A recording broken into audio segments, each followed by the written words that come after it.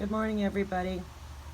It's October 21, year is 2021, and this is my gnat and insect killer recipe for inside or outside of your house. Guys, this works great. You don't have to make a whole bunch of it. I'm going to show you how little was in this 1-quart mason jar, and it seems to have caught bees, flies, gnats, moths. Take a gander inside. I know this is pretty disgusting, but it works, and I just wanted to share that with you.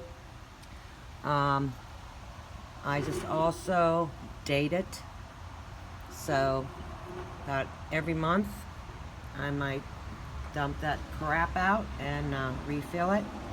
I'm in Pennsylvania, so it's still 72, so we still have tons of irritating bugs around the house. So if you can trap the gnats before they come into your house, you definitely got a heads up on the situation. And this works inside just as a precaution. If you think that you see a gnat or a fruit fly, they definitely will hop in your container, and that will be the end of them. Enjoy your day. Thank you for watching. Please like and subscribe to our channel. God bless.